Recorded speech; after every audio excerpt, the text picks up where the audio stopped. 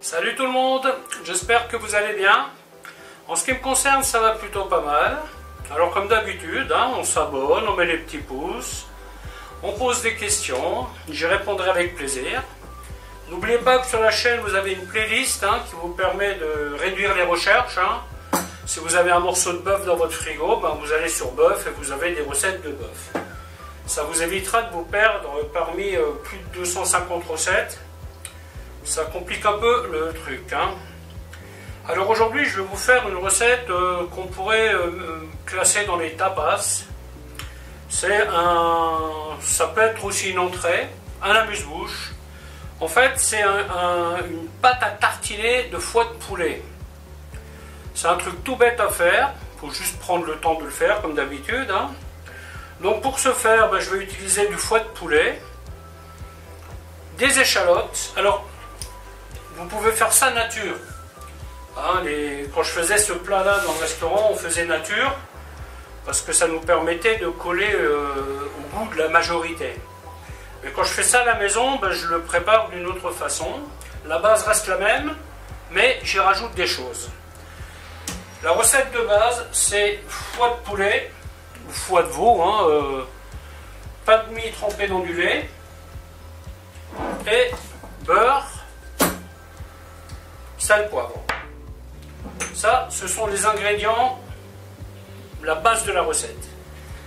Moi, évidemment, cette base, je vais l'améliorer avec de l'échalote, de l'ail des ours déshydraté, un petit peu de poudre de girolles, un peu de thym et du vin blanc.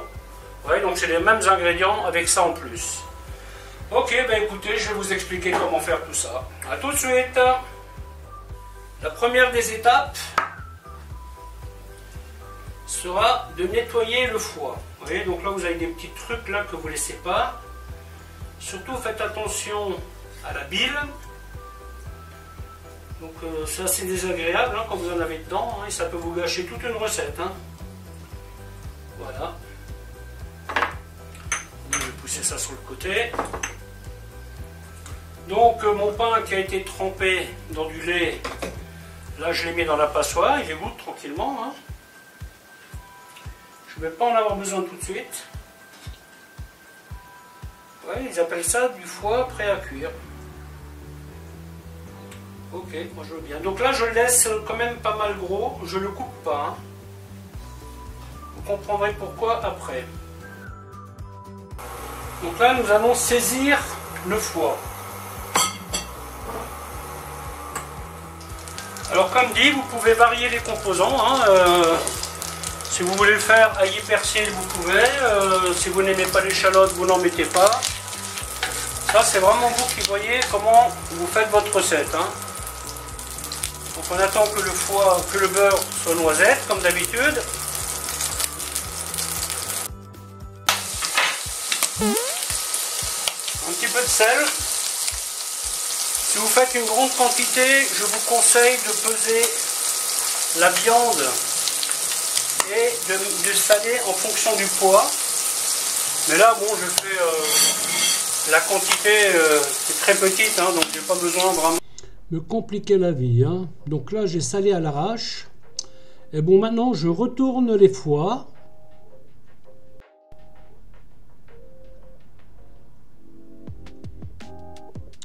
Vous voyez, on laisse bien roser. Surtout, ne pas trop les cuire.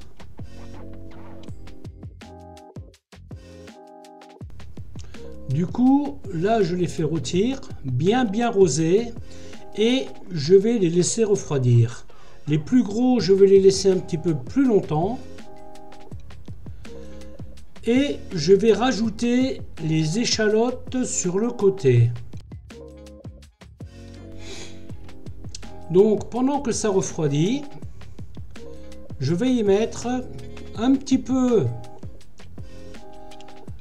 de poudre de girolles,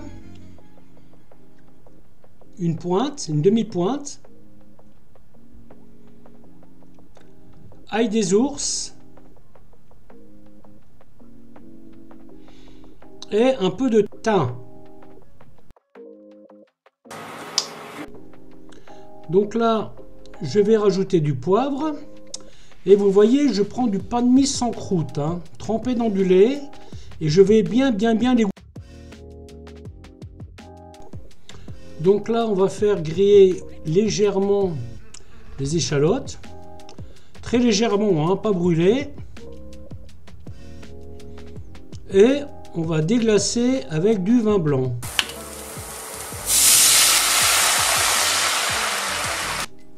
Que je vais faire réduire à sec.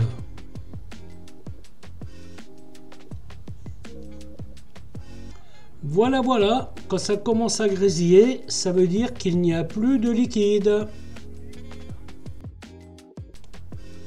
Donc on va insister un peu. Par contre, on va rester à côté, hein, surtout que ça ne brûle pas. Et on va débarrasser dans un petit ramequin. Et on fait refroidir. Une fois que c'est froid, on met dans le mixeur. Voilà, je ne mets pas le jus, hein. Le sang qui a coulé, je ne le mets pas.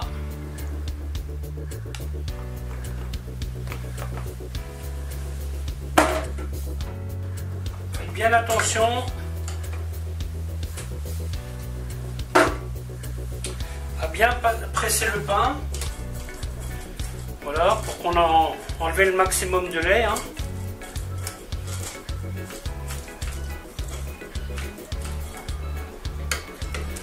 Hop, et on met ça là-dedans aussi. Et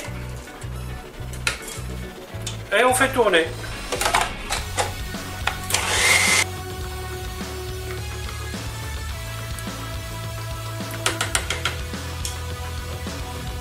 Un petit peu de sel.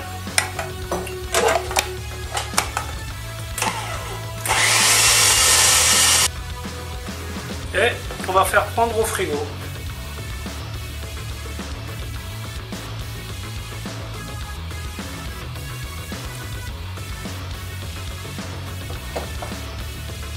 Vous voyez? Ce stade c'est un peu liquide mais ça va épaissir, hein. Voilà, bah écoutez, la vidéo va s'arrêter là. En espérant qu'elle vous aura plu. Alors je vous dis à bientôt pour une autre recette. Bye bye.